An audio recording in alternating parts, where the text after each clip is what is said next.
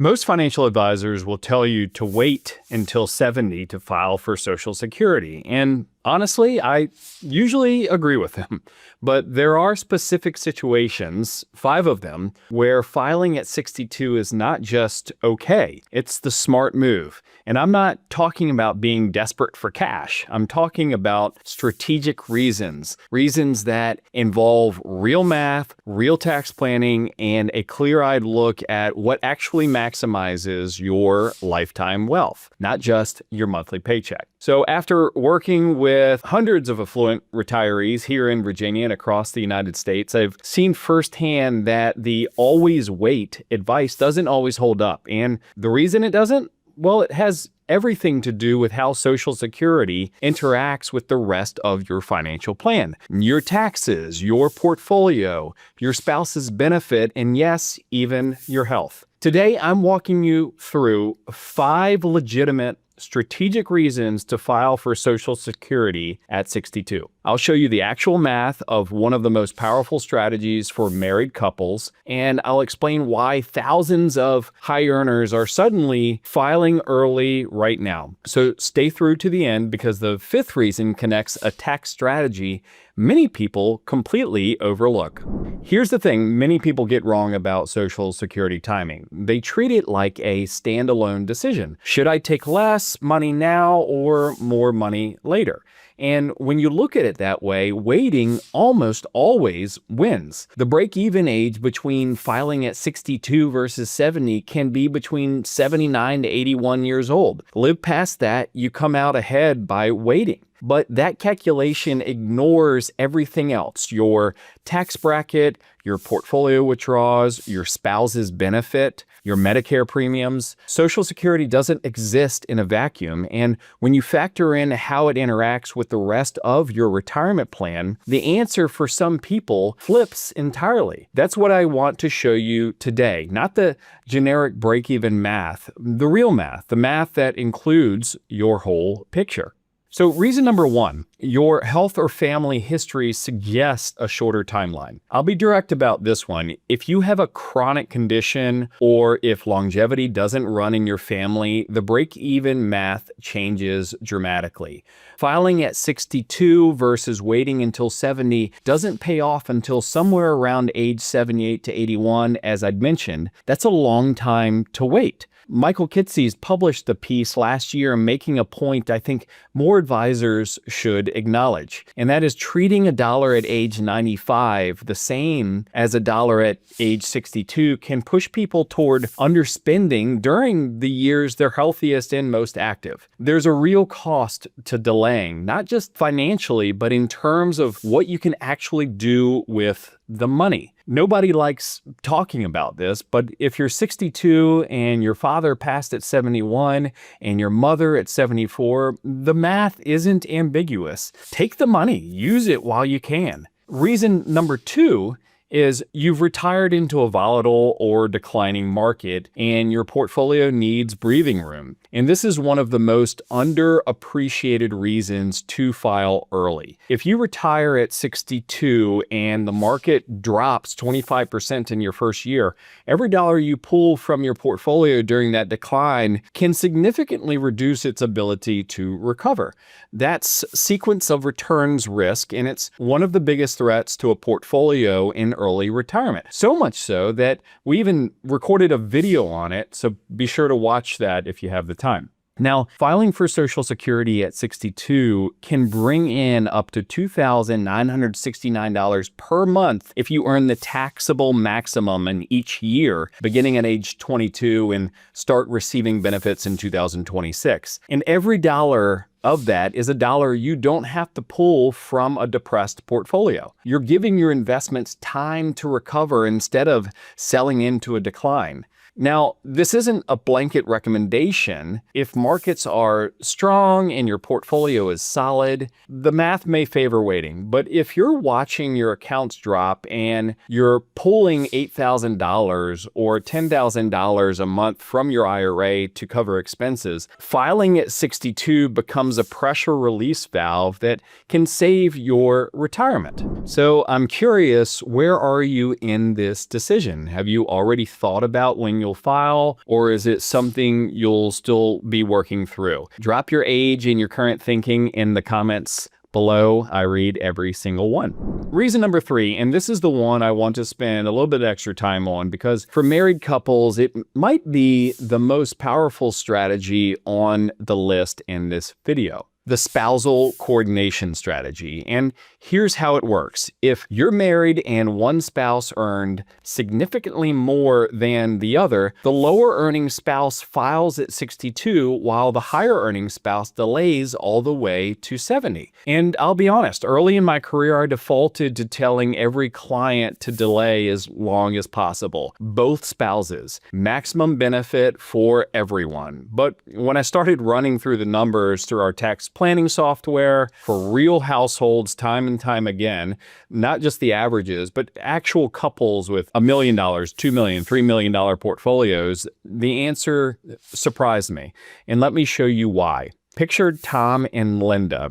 Tom's 62, a recently retired engineer. Linda's 60, working part-time as a consultant. They've got about $2.5 million saved, most of it in IRAs. Tom's estimated Social Security benefit at 67 is about $3,000 a month. At 62, that drops to $2,100.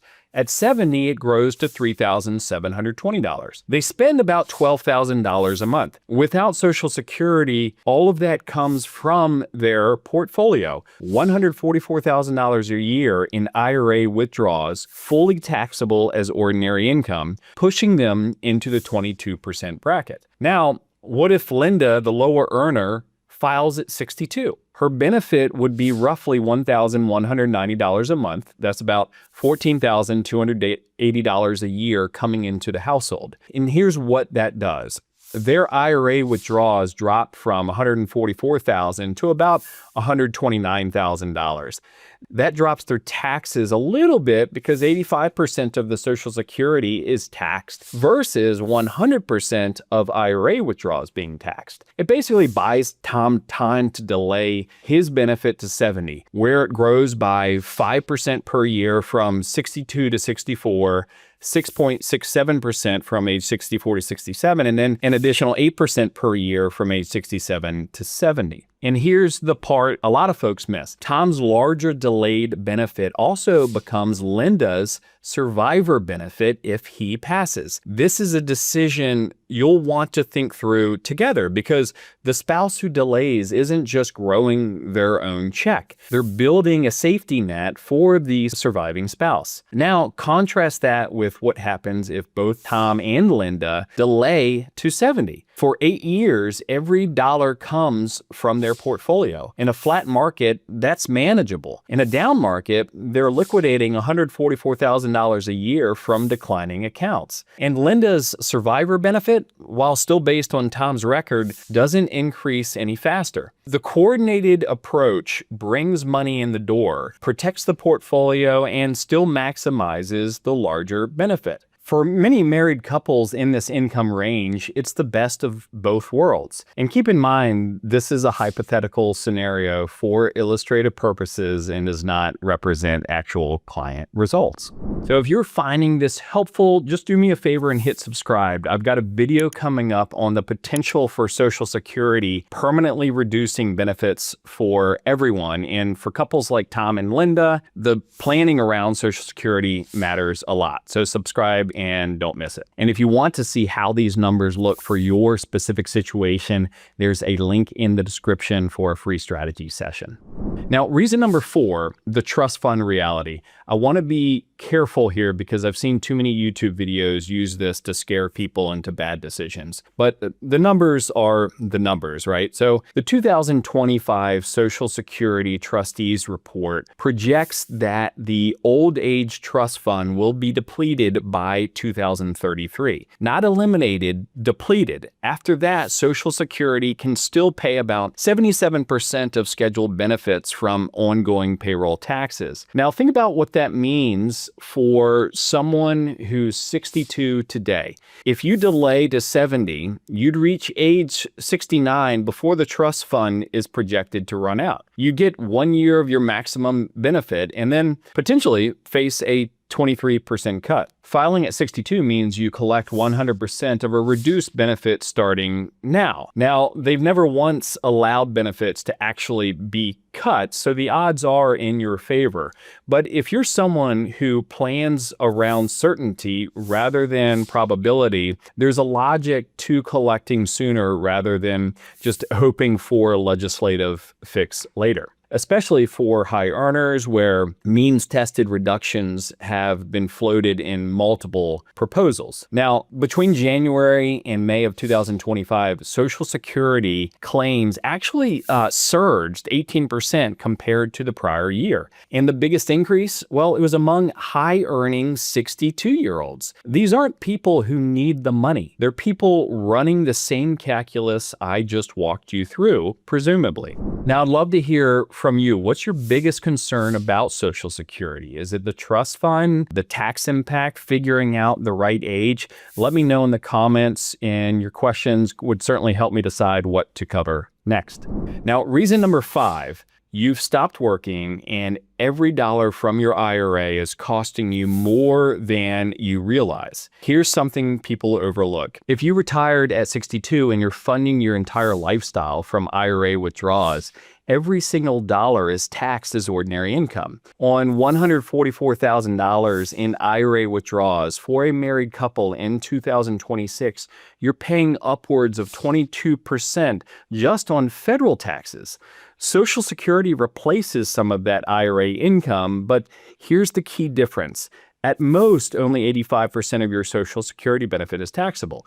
For many people, especially in the early years, it's much less. So going back to Tom and Linda, by having Linda file at 62 and replacing $14,280 of IRA withdrawals from Social Security income, they're swapping fully taxable dollars for partially taxable dollars. That's a slightly lower effective tax rate, and it may open room for Roth conversions in those gap years before RMDs actually kick in, which compounds the tax savings for decades potentially. Now, the gap years between 62 and 73 before required minimum distributions force money out of your IRA, that's the golden window for tax planning. And in some cases, filing early for Social Security is the move that makes the rest of the strategy work. So let me bring this together. 5 strategic reasons, not desperate reasons, to consider filing at 62. Health and timeline, portfolio protection in volatile markets,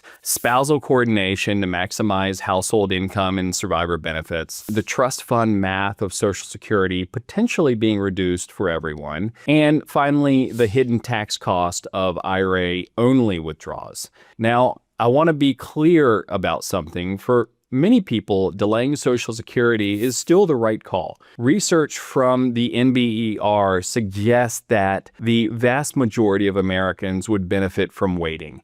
We see this all the time when helping clients with Social Security timing strategies. These 5 reasons are exceptions, not the rule. They apply to specific situations, and if you're not sure whether one of them fits you, that's certainly worth getting professional guidance on.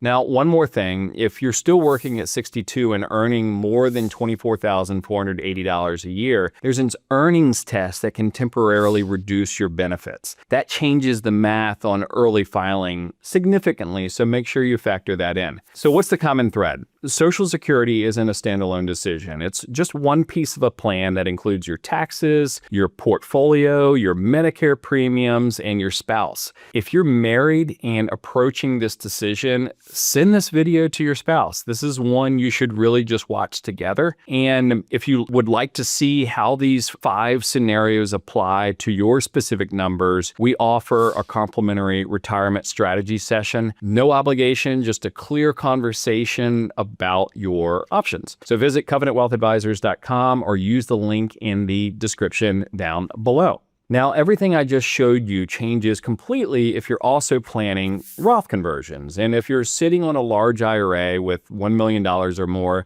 you probably should be. So I break down the exact math on how we often recommend paying taxes on Roth conversions from your IRA. And very little is published about it online. That's the video to watch next. I'll see you on the next video. Take care.